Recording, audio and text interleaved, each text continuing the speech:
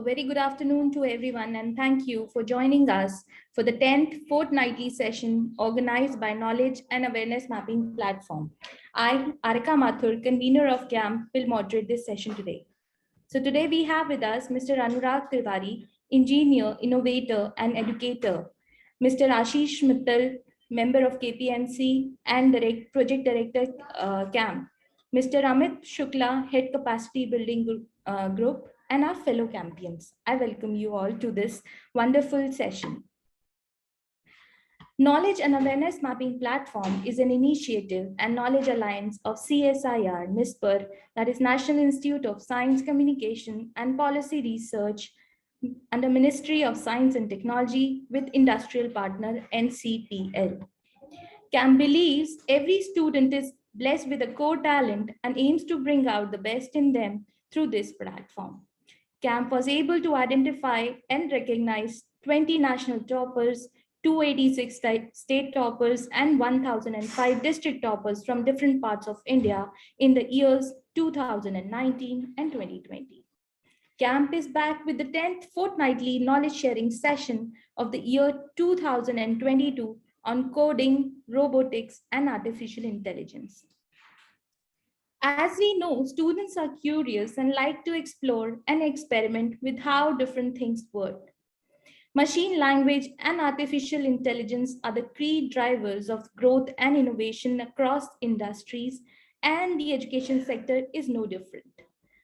According to e-learning industry, upwards of 47% of learning management tools will be enabled with AI capabilities in the next 3 years. AI can help students achieve their goals by streamlining the education process, by providing access to the right courses, improving communication with teachers, and freeing up more time to focus on the other aspects of life. AI can make a significant impact on the student's educational journey. So with this workshop, you might explore new horizons to get ready for the future. Before we go ahead and invite our special invitee here, please do not forget to give your feedback about this workshop so that we can keep improving our content. At the end of the workshop, please share your feedback in the form of video or in the form of a Google form, which will be shared in the chat box. Also, today we have an exciting announcement for all our champions, which will be announced at the end of the session. So please stay tuned until the end of the session for this important announcement. There's a surprise for all my fellow champions here. Please share your question and answers in the chat box, which will be taken up in the question answer session by our eminent speaker. Without further ado, I now invite Mr. Anurag Tiwari. He's an engineer, innovator, and educator. He's having experience in delivering more than 300 workshops and trainings and has trained more than 10,000 students in his last 8 years of working with robo species. He specializes in developing STEAM, robotics, and AI-based curriculum for students. He also helped in designing the robotics kits series, which are great starter kits for students of schools. A little profile about the company. Robo Species Technologies Private Limited is founded by Mr. Abhineet Sharma, an IIM alumni, and it is a Noida-based company working in the field of coding, robotics, AI, STEM education for the past 10 years. It has a mission to prepare the students future ready for the upcoming challenges of the 21st century. So now I request Mr. Anurag Tiwari to kindly address the gathering. Thank you so much for this beautiful introduction, ma'am. And I'm really happy to see all these happy faces in front of me from a different part of India, it might be, right? So everybody is so excited to see what's going to happen. As you said, like there's going to be a surprise there, right? So let's see how, I think Manish is laughing, right? Everything is cool. Perfect. Do you know why we are here today, everyone? So today we are here to understand how robotics, AI, and coding is correlated with each other, and also how it's going to help us in our future, and why we should take it as a career opportunity as a subject, right? So we are still young, and do you know, like it's been, I don't even remember. And if I can recall it, I had my first laptop in my engineering college. Right now, you're, I think, in grade 6, 7th, and 8th. Right now, you're having laptop in front of you. You know how to operate it. I was in engineering when I started learning laptops and how to operate keyboards. It was very exciting for me at that time. Now the technology has so much increased, even everybody is having mobile phone in their hand. And now everybody's, even I'm really happy that we are having a workshop on robotics, AI, and coding. So let me tell you the agenda today. So we'll try to build a very small game that is an application further.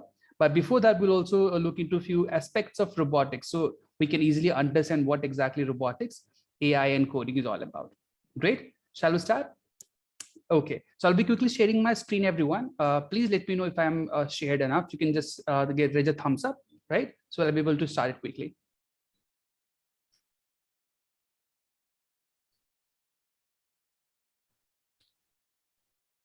Okay, I hope my screen is shared to everyone. Thank you so much.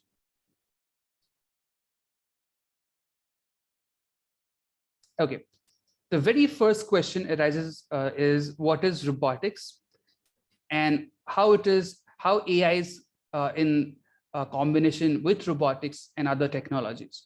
So the very first important question is everybody is having a washing machine in their home, right? So that washing machine is a machine. We call it as a washing machine. It is not a robot.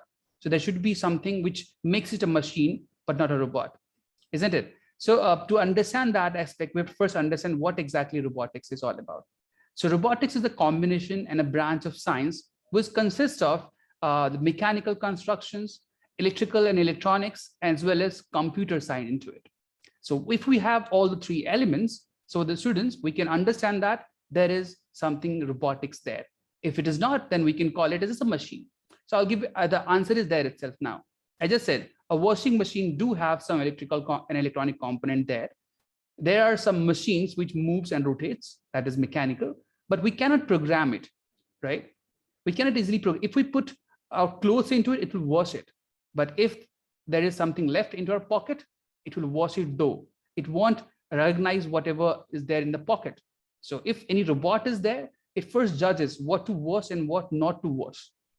Clear? So this is the very basic example of robotics in machine. The fan above you, that is a machine, right? Even the smallest screwdriver, which uses very basic, simple machine concepts, they all are machines, but not a robot. So a robotics should consist of a mechanical assembly and electronic and also a programming approach behind it. Clear? But I just said, so all the three items combined together to become a robot. So the first question comes into our mind is robot is always looks like a human? Is it that? How many of you say a robot looks like a human? Okay, so I'll create a poll. Just quickly answer the poll in meanwhile, right? Let's see like how many of you can answer this poll. Okay, I have started the poll. You can even start answering the poll right there.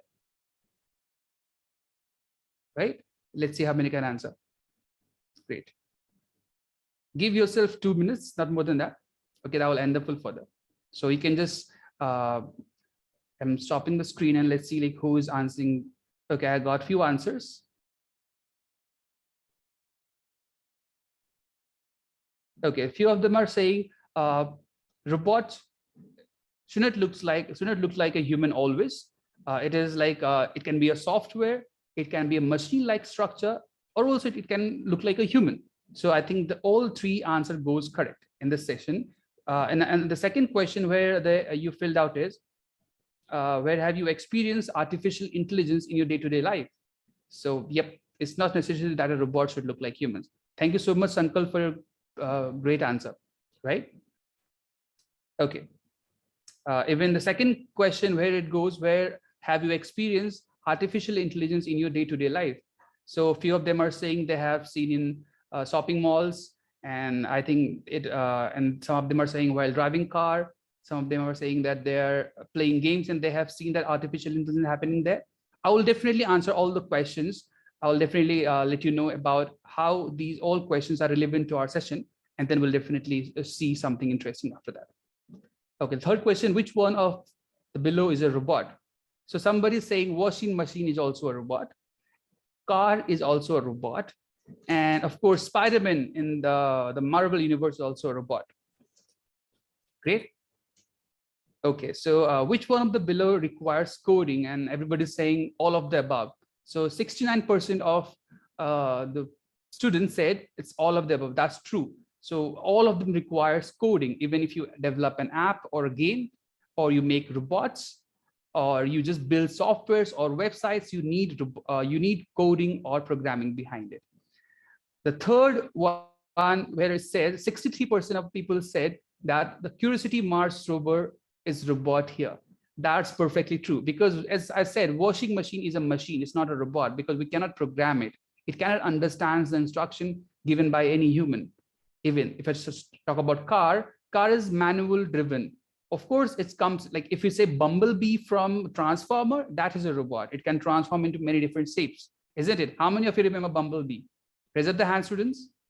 Oh my God, there are lots of students who know Bumblebee. Even I love Bumblebee from Transformer movie. Yes, but here there's a car, that is a machine again. Coming back to the second question, where 58% of you said all of the above. That's completely true. While driving car, while playing online games, or while shopping on Amazon or any other online websites, they do have an AI there. So whenever you do shopping there in AI, it means in Amazon, you find recommendation. Like with the way you keep on shopping, it gives you the same recommendation day by day and daily, right? So let's quickly end the poll now and get back to some sessions. I'm sharing the result now to everyone. Great. So now let's get back to our topic quickly. Okay, great. So now you understood it is a combination of mechanical construction, electrical and electronics, and computer science, right? Now, next slide. So the mechanical is most related to the concept we daily use in our classroom.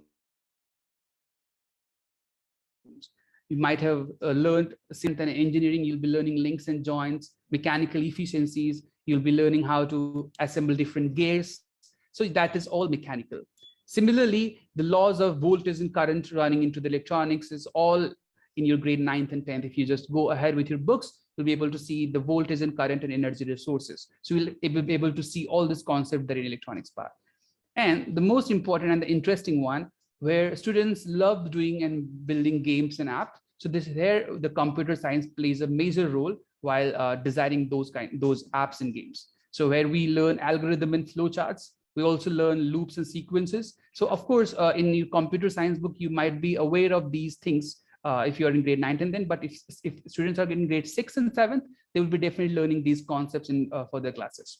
So as I said, 3 important things to build your robot, right? Mechanical, the electronics, and the computer science. Today, we'll be able to build a very small game on Scratch. So how many of you know Scratch?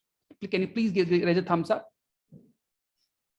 Yes, there are a few students, almost, yep, 100, I think 100, they raised their hand and they said they know Scratch. So we'll be definitely looking into some interesting tools of Scratch where we'll be able to help a small sprite to jump, to move, and also we'll be able to make a car racing game. So it might look familiar to everyone who knows Scratch, but those who have not attended Scratch sessions before or anywhere in the classroom, they would be enjoying it today. Okay, so let me quickly stop sharing my screen. Yes, now let me quickly share my, okay, so somebody said I did Core India code. That's really cool. Okay.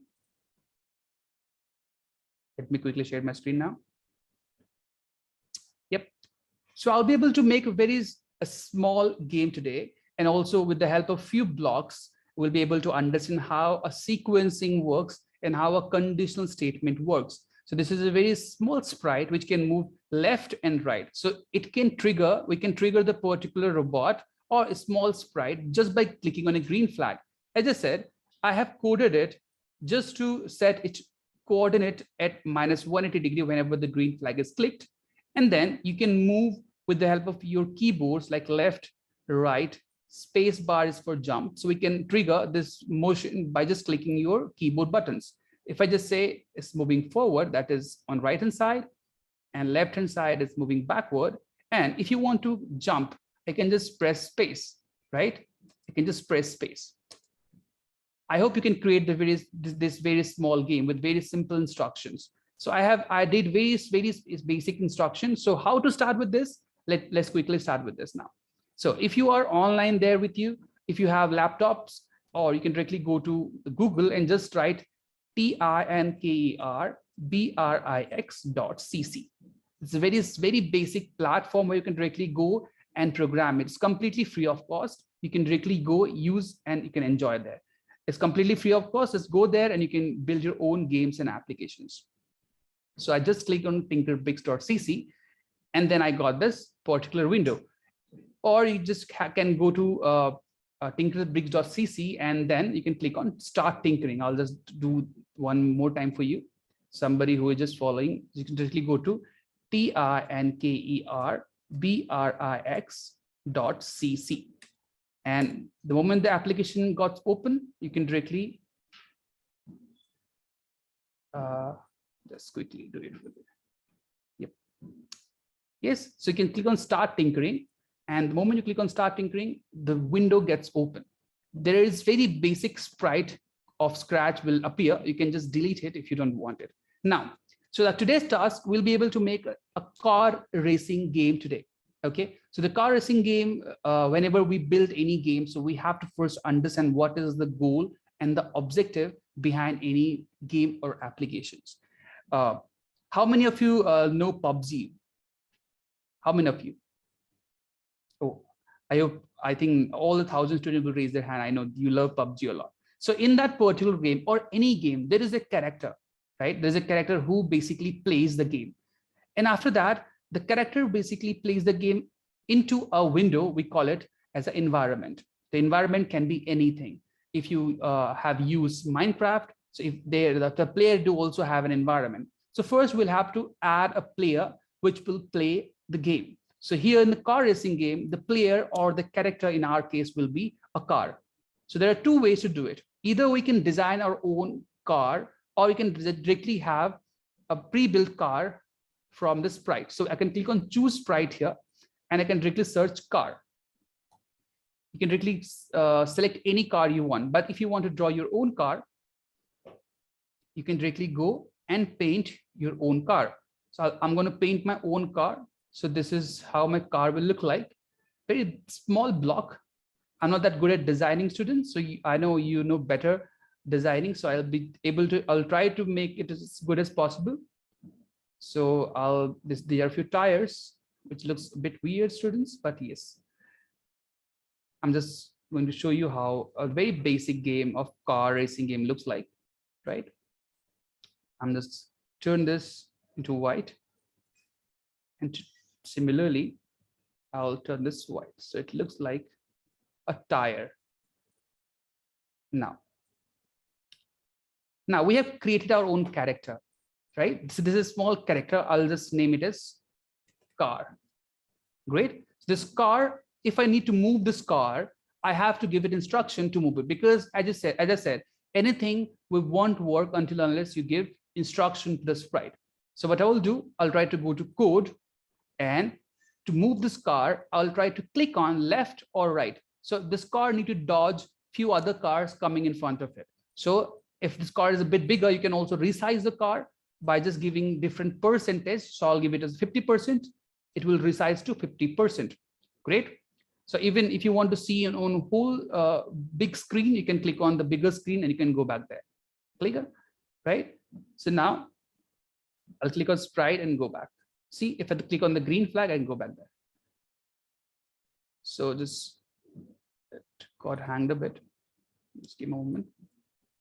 Yes.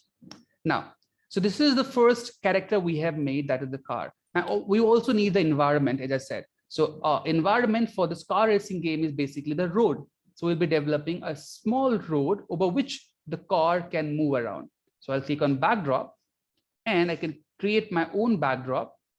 So over the backdrop, you can just decide any color, but for now I can just choose a different color. So let's choose a color. Let's say this color. So this is the backdrop of our road, but the road do also have a divider stripes in between. So I'll just click on the sprite and also I'll try to paint a small stripe in between. So this is how. And I'll make a color black so that it looks like a divider sprite, right? So now, so I want this road to move so that, or the car to move. So I can make this background move so that it looks like there is something happening or the car is moving. So I just need to program this before. But before I program this particular black stripe in center, I can click on the car instead. Now,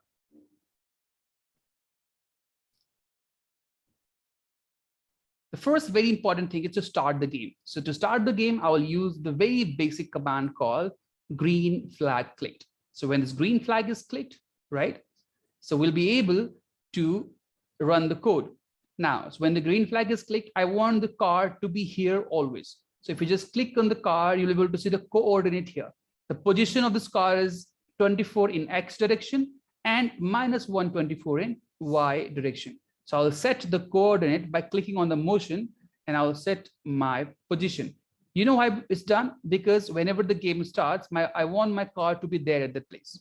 So I'll set the X and set the Y coordinate, right? Now, I do want to move my car with my fingers using my keyboards, or you can use AWSD pattern so that you can move the car left and right. So I can click on event and over the event. So why the event block is used, students? So event block is basically for triggering anything. Like if you want to trigger any program, so you can use a green flag to trigger, you can use the space bar to trigger the program. So I just need my left button to trigger the left motion. So I'll click on left arrow here. And if you want to move left, of course, you need to move towards negative X. And if you want to move right, you have to go to positive X. So we'll be definitely able to learn these X and Y coordinates in our coordinate geometry in our grade 10th or 9th. But anyways, you can just remember, if you just press left, it means west side. If you just press right, it goes to each side. And when it's up, it means north, and down means south. So I just want to go to west, so I'll click on left arrow.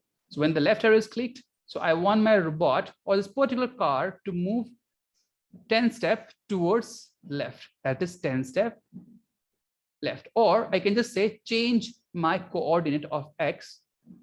That is change X by minus 10.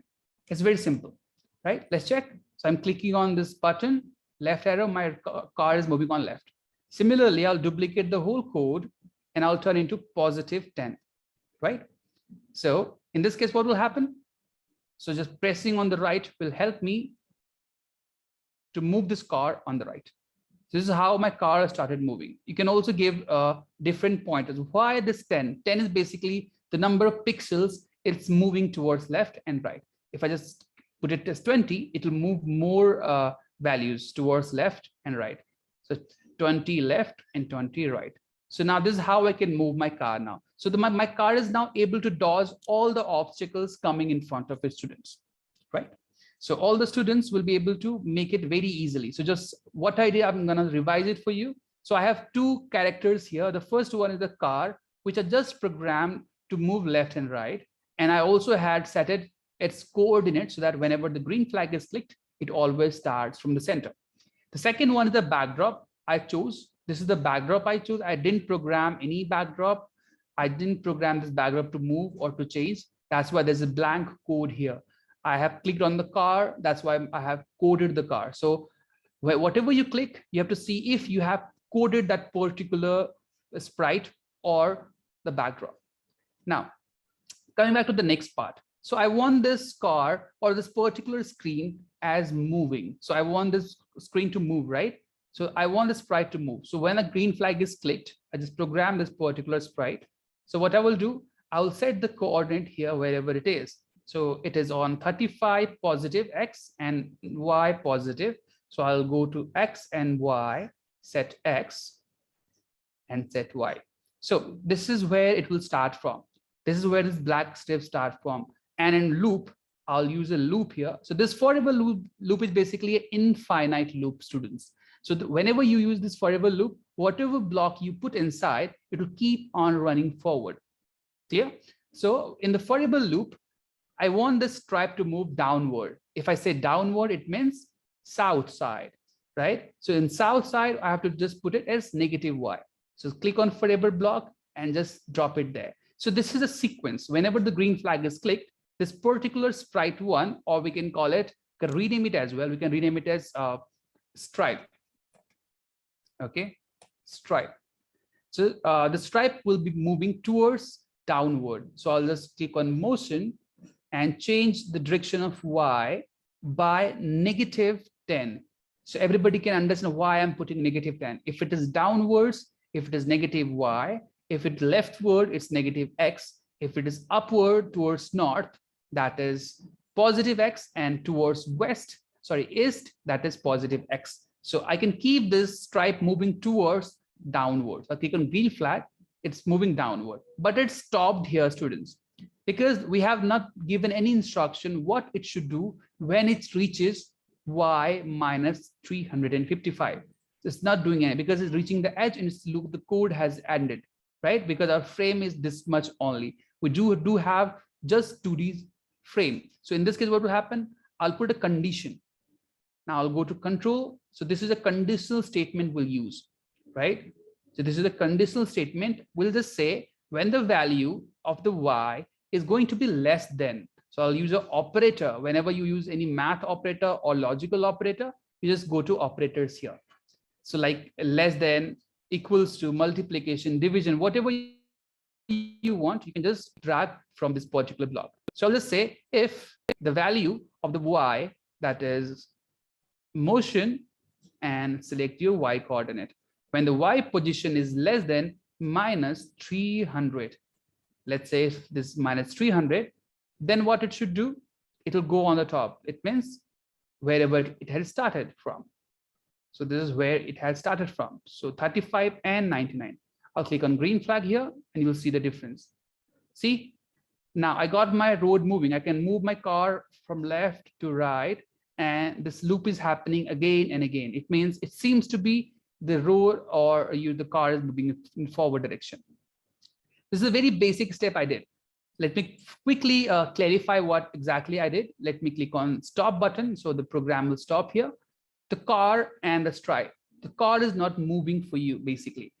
The background is moving for you. So to move the background, I just programmed this particular stripe, which looks like the divider and the white color divider over the road. So this road will move towards -y, that is -10, so that it can go towards the car. And it seems to be the road is moving. But if it reaches a position 300, you can, if you closely look at this coordinate system, whenever it moves, the moment it reaches 300, the x and y again changes to 35 and 19, right? Let's click on the green flag, 300, and it goes towards the top, right? And also we'll be definitely sharing you the recording, and I think that everything is recorded. So if you want to recall it again and again, whatever I'm doing, you can just go back to the video further if you missed the session. Somebody's joining and leaving, so that's why it's very important whenever you see this. If you miss some of the part, you can directly go to the video because we have a limited time, right? Sure. So now the car and the stripe has been programmed. So I can move my car. Now that my road is moving, I want a point system or a life so that the car can have. And also I need some obstacles over which we can program this for. So now I can click on car. I'll duplicate this. So I don't need to create some other obstacle. I can just use this duplicate car. I just say obstacle 1 can be my first programmable obstacle. So I'll just keep it here. So I want my obstacle to move from top to bottom. If I click on this obstacle, it's moved from top to bottom. Okay, so let's click on the green flag first and stop it. This is the first obstacle. I'll change the value of the obstacle now. Let's program this obstacle now. Now, what do you want to do with the obstacle? So this obstacle needs to move downward, isn't it? So when the green flag is clicked, I want to set my coordinate to somewhere here. So I'll set the y to -124, or let's just say 167. right? But I need to change the value of X, right? To set the value of X, I can go to operators. I can pick a random value from minus 182 plus 180, because this is the complete frame, X frame of this particular game. So this 180 is basically from corner to the left and corner to the right, right? So we can have a whole variation of our car moving from left to right. So I'm changing the value of X. So the car can come from any part of X coordinate. Now, after this, I want to move my car towards the bottom, right? Towards the bottom. So I don't need these two blocks because we're not manually moving it. So I'll click on the forever block. This forever block will help you to move the car towards the bottom. So identify between two different cars. I can change the color of the car to red so that you understand that this is the obstacle car. I'll change the car to the extreme red, right? So I'll go back to the code. Now I want to make it move towards minus y. So I'll just do this here with the motion. So whenever you are using motion block, it means you are moving some object. It might be a sprite, it might be the stripe here as a character, it might be a backdrop. So if you move any object, you need move commands. So I need to go to move here, that is motion block, and change my y, that is towards downward, that is minus 10. If you just click on green flag here, yes, it's minus, and it stopped here. Again, the same condition. If it stops here, you can put a condition of if the value of is less than 300, like let's say 300, the value of y is less than 300, then it can easily go on the top, right? And here we go. Let's click on the green flag. It's doing very fast, isn't it? It's changing very fast. Now I can keep it every single seconds, right? I can keep it every single second. Now what I will do, set coordinate to x167 and somewhere here y. I'll click on y here. Sorry, x. Yes, we got it. So now we got our two things now. The stripe is moving. We can change this particular car direction by moving on left and right, right? Now I want to change whenever the value of y is minus 10, I have now disconnected this block so that you can understand it very clearly. Now, 3 blocks we need to understand. The first block is the green flag. Green flag will initiate the game every single time whenever you click it. So if you click on the green flag, this particular obstacle will be able to get its X and Y value so that it will be on the top. Similarly, the stripe, when its green flag is clicked, the value of X and Y will be 35 and 19, as well as car, if the green flag is clicked, it will be at its position where you have decided. So I've decided all the 3 positions of the 3 sprites whenever the green flag is clicked. Great. Now, coming back to the car, if you need to move the car, you need to press your left and right arrow key. So to press the left and the right arrow key, we have to change the X coordinate in negative and X coordinate in positive. That's what we are doing. So I'm just pressing left and right. Now the stripe is moving so that it seems the whole area or the car is moving, or basically background is moving in this case. So to move this background, I have done this very basic programming where by just changing the Y direction of the particular sprite, it looks like the car is moving. Now, obstacle. This is a very important part, student, to remember. The stop obstacle and this car it might look similar or it might look different, but we have to dodge it, but we cannot touch it. If we touch it, we might lose the game or we might reduce our points. We'll be definitely looking into that part as well. Now, I want this car to move downward, but the moment it moves downward, it reaches a value of minus 173. The moment it reaches minus 173, minus 170, let's say 75, then it can go to the top. I can just shift this and pick any X randomly, and it can be done here.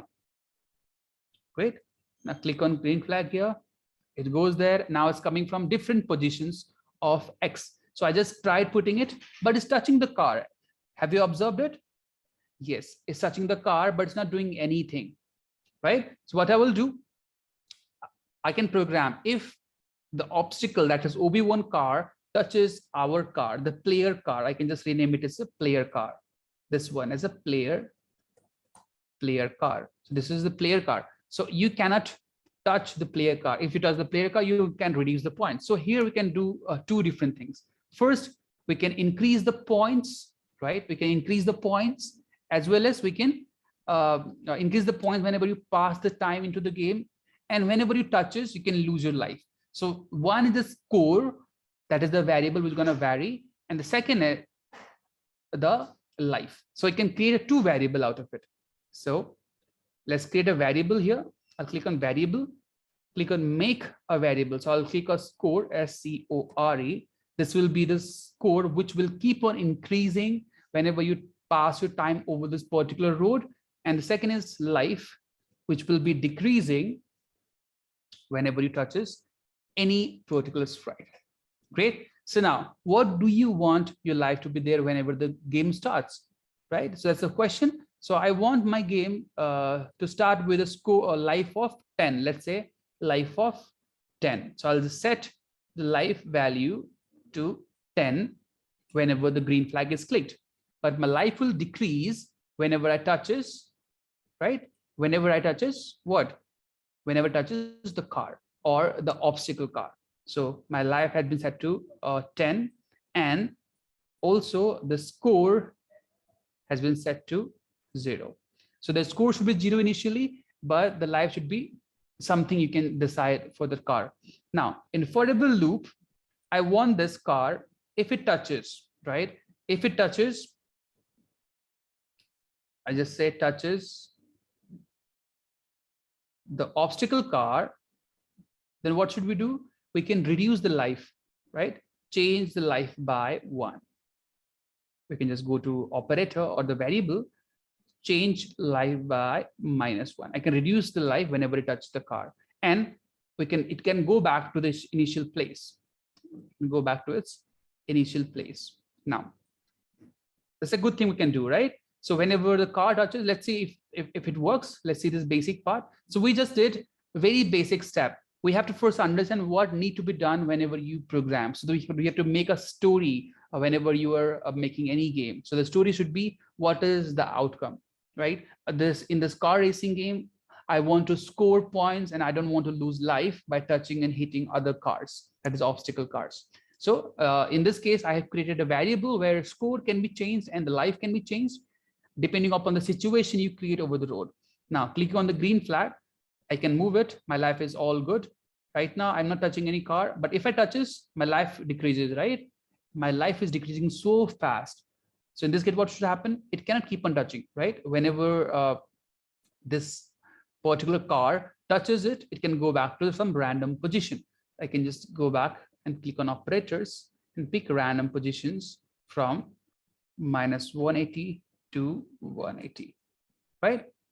Now, if the life reaches 0, right? The question is, if the life reaches 0, then it should stop and say game over. So I can create few backdrops in this case.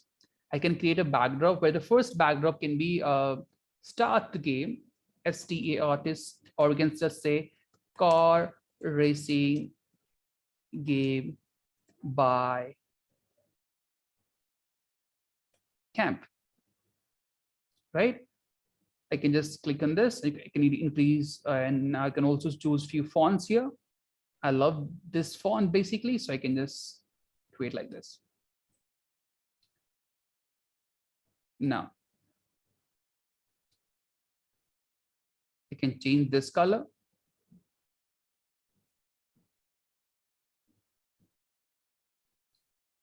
I don't like this color, so I can change it to bluish. Okay, leave it like this now. Car racing game, but this is the start thing. So we can start with this particular backdrop where you can just say start. Or now the next backdrop can be this one where we just say game backdrop. The second backdrop we have used, And the third backdrop can be game over, right? We can just say game over backdrop. So I have created 3 backdrop, students. The first one is the start, second one is the game, and third one is the game over. The first one will appear whenever the game will start, and second one will appear when you're playing the game, and third one whenever the score reaches or the life reaches 0. So I can just say game over, game over. And I also can change the font as well as the color. Now look like, yes, let's say this is the backdrop for game over button, right? Now let's click on the green flag. Now let's quickly see the backdrop program. So when the green flag is clicked, which backdrop you want to show first? So I want to show a backdrop which is switch backdrop to the start one. Click on game and this backdrop to start one. But this time I don't want to show all my cards whenever the green flag is clicked, right? So what I'll do for every single player, what I will do, player, when the green flag is clicked, just put it as hide. Just say hide, right? But when the backdrop switches to the game, then only it will show up. When the backdrop switches to game, then only it will show up. Clear? Now, when the backdrop will switch to, so when the green flag is clicked, we can start the game, and when the button is clicked, the backdrop will switch to game. So we can click a button here, or we can create it just to the sprite, just write button. I don't want to create a button, so just write here button. So this can be my button. In this case, I want to put my button here, and I can change the costume name as start, STAR to start, and color can be white enough. So you don't need to write codes in this particular Scratch-based platform. You can directly drag and drop your block. You just need to understand the logic behind it, right? So I just clicked on this particular button, and then, so when this green flag is clicked, this will show up. This will show up. But when this particular sprite is clicked, it will change the backdrop to start. This is how we can program this particular button. Let's click on the green flag. I have to hide the red one as well. So I can click on the obstacle one, and I can also hide this and show this whenever the backdrop switches to start or the game. So there are 3 backdrops we have created. Now, quickly start with the game now. Clicking on the green flag will allow, even I need to just hide this particular stripe as well. So I'll just do the similar thing when the backdrop switches to game, then it will start. But when the green flag is clicked, I want to hide this particular sprite. Now, so I have hidden this particular sprite here, everyone. So when the backdrop switches to game, it should show up and everything will happen as it is programmed. Now, clicking on the green flag will allow the first backdrop to appear. Now, clicking on the first button will help you to go to the second screen, right? Let's click on this button too.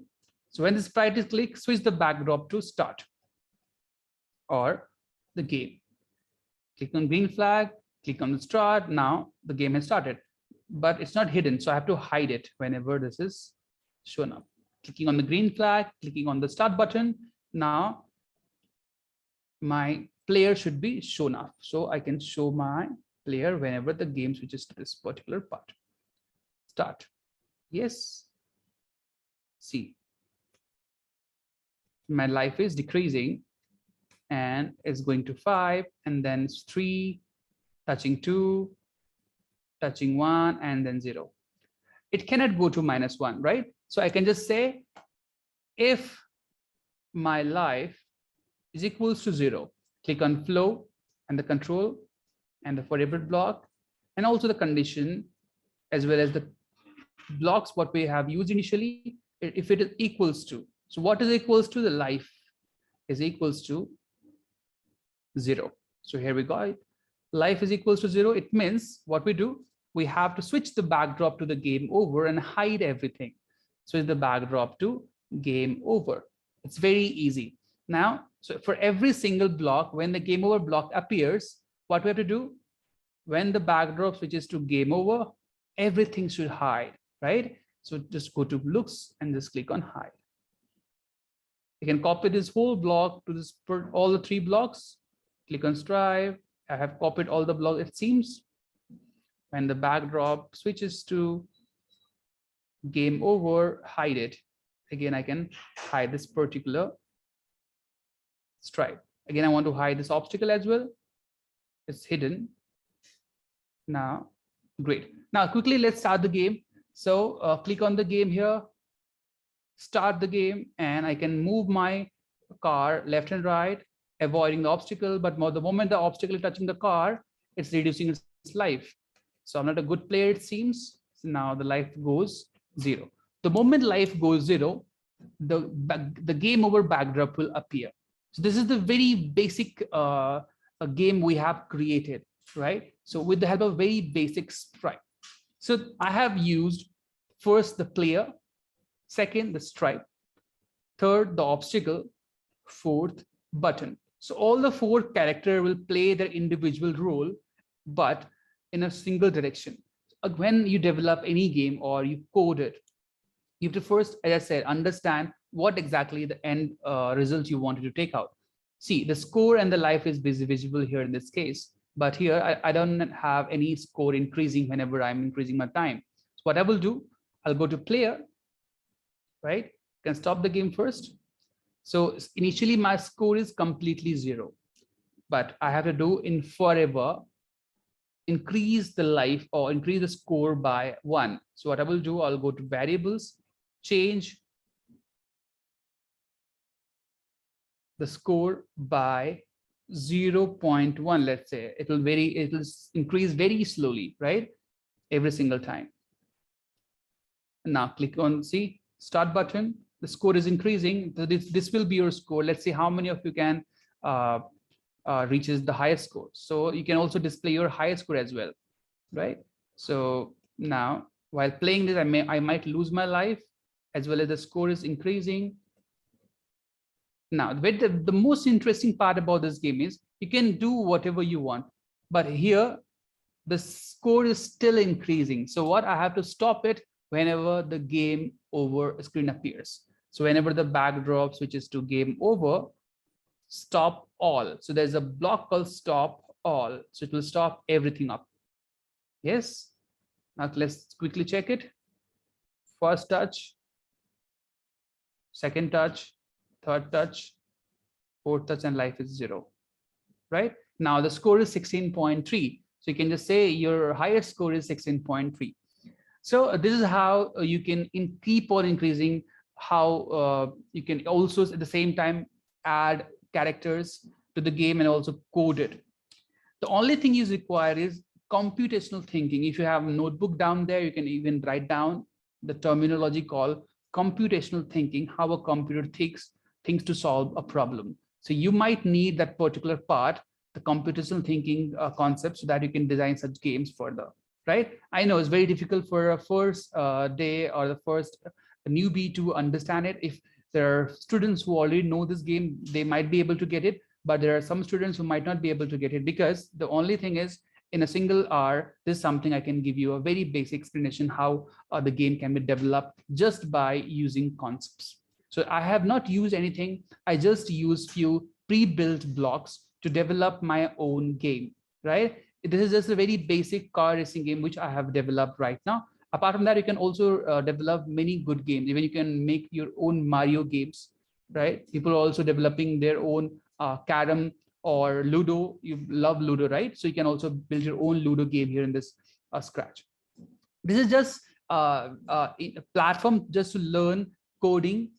If you know how to code it here, you'll be able to implement the same concepts of computational thinking to build your own robots, right? You can go to a few websites called Tinkercad, where you can do things on simulation. There also you need a block to program your own models or robots, but the concepts can be same, right? The way you just programmed your player here just to avoid the obstacle. Similarly, in robotics, you might use some sensors to understand the distance. If the distance is less than 10, the robot might turn towards left, right? There are Arduino-based systems. There are Raspberry Pi-based systems. There are Node MCU-based systems where the students are making and building projects on robotics.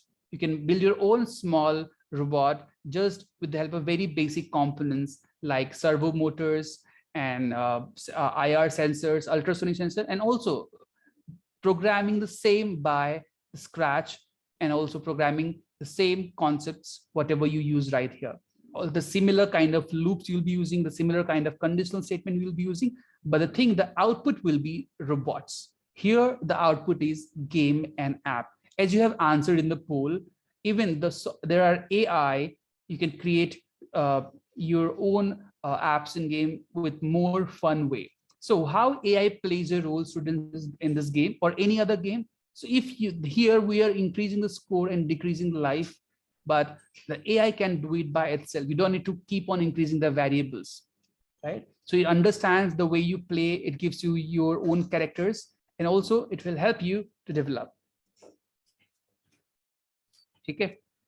So now, in this case, I'll quickly show you a very basic idea how artificial intelligence is connected to this particular scratch. So in this case, artificial intelligence is all about getting information, saving it, reading it, training the data, and letting everybody understood about. Let's say if a camera can recognize you for multiple times, isn't it? If a camera can recognize you multiple times and let you understand that this is something there. So if you show Apple to that camera, the camera can easily understand this is an apple. If you show a bottle or a mobile phone, the camera can easily get different data as apples and mobile phones. So all the data you can create manually, and then you can teach the robot so that it can make it understood easily, right? So it can create a library of it. You can train the models, and further, the models can be further giving you answers that this is robot, this is mobile phone, this is Apple. You can give it. So there are certain websites in TinkerBix as well. You can directly go to this particular block here and click on teachable machines to scratch. This is TM2 scratch. This you can click on TM2 scratch. It will be able to recognize you for the times. It is asking me to allow the camera. It's always allowed here. Now, so you can also just drag few blocks. Just say if the particular block is recognized, right? You can train few models of Apple or any object you have at your home, or you can use your mobile phone or water bottle, any fruits, any vegetables. You can create a data out of it into teachable machines, and you can directly drag all the data here, and you can use those data to identify the objects. You know what? Even whenever you enter into the classroom, even you can judge whether anybody is wearing a mask or not. So you can program a small scratch-based program to identify people wearing masks and people not wearing masks. You can also identify with this. You can use this extensions called pose or TM to scratch so that you can build it. Now for this, you have to go to teachable machines, machine to create your data. So just write it down. If you have notebook in front of you, just write teachable machines. You can teach your own models. In this model, you can teach your image model, and you can create your multiple models here with the help of your webcam. So I think my webcam is engaged. I won't be able to show you here right there, but you can use multiple classes. Let's say you are giving an image of mobile phone. So here I'll just click on mobile phone, and I'll show mobile phone with webcam samples, right? I can show that it will show you a small error because I'm already into a meeting, so it won't be able to access my camera though, but you can practice it. There are multiple tutorials online where you can use this particular teachable machines model. You can also create the image model, and after that, you can just share this with this particular TinkerBricks platform, and you can have all the data there. Now you can program it further. If the mask is detected, you can let people into your classroom. If the mask is not detected, you can let it out. So this is how artificially the machine is getting intelligent just by very basic coding and programming behind it. So also AI have further uses in many different sectors, as we have discussed initially.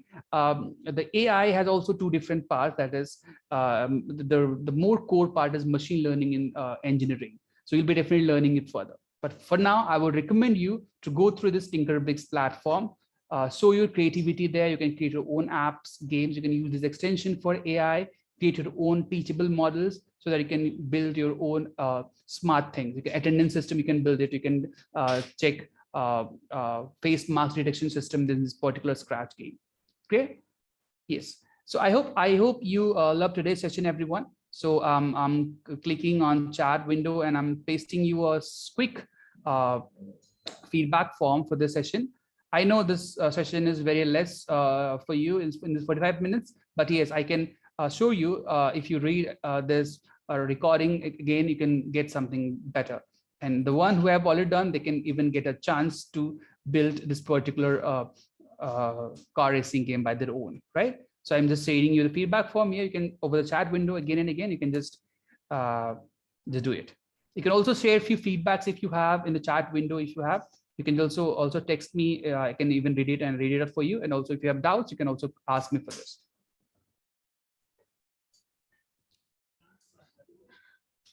Thank you so much, Anuragji, for motivating our students and sharing this extremely wonderful, a workshop on Scratch.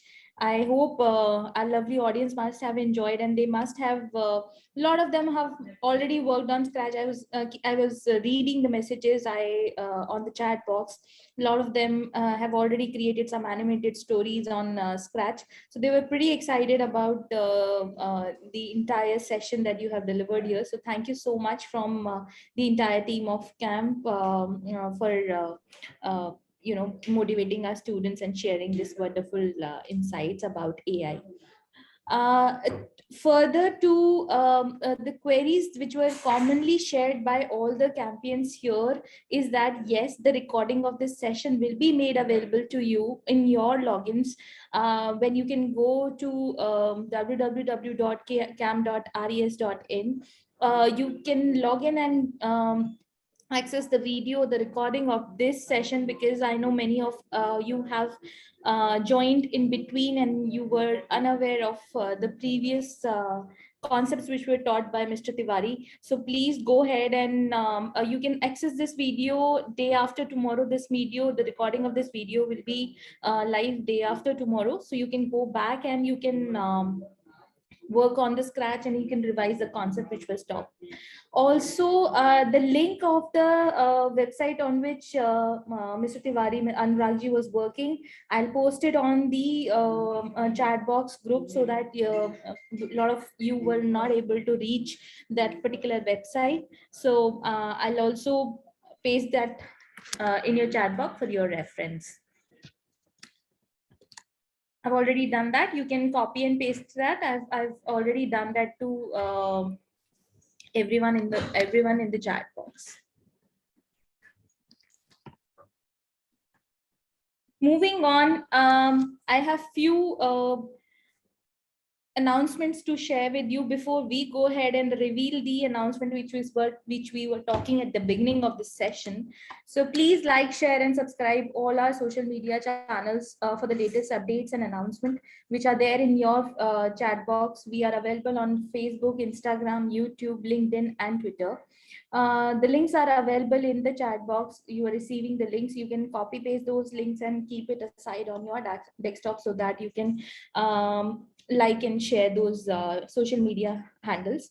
Also, we would love to hear your feedback so that we can keep improving our content. Please fill this quick workshop feedback form and let us know your thoughts, and your answers will be anonymous, so you can go ahead and you can fill the feedback.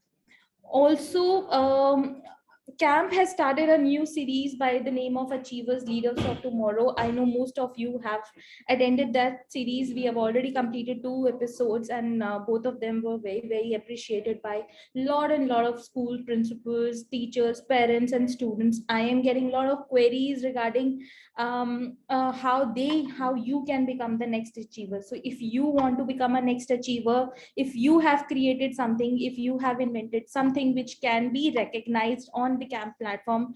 Please share your inventory entries of your inventions of your research journal at aniket@camp.res.in, ANIKET @kamp.res.in. We will shortlist and we will definitely invite you on the Achievers episode. So now, without the further delay, it is now the time to reveal the important announcement of the day.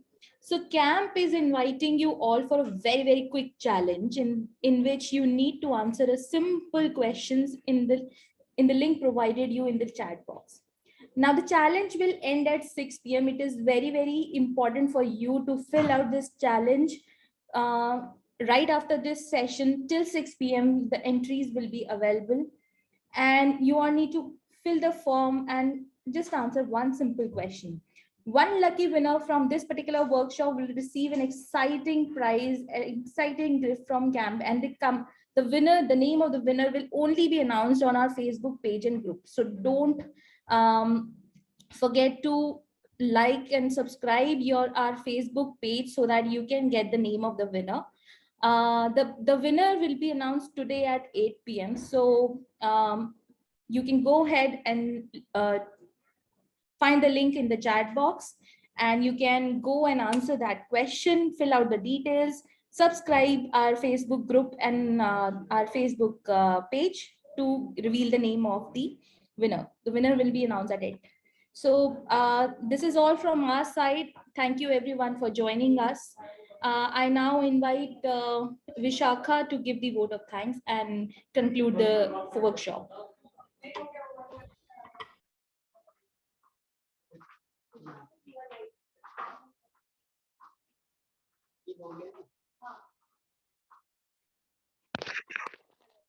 Good evening, everyone. Thank you for joining us for the interesting session. I would like to thank Mr. Anurag Tiwari ji for taking I to be out to be a part of this wonderful session, and thank you for joining us. Thank you, everyone. Thank you so much.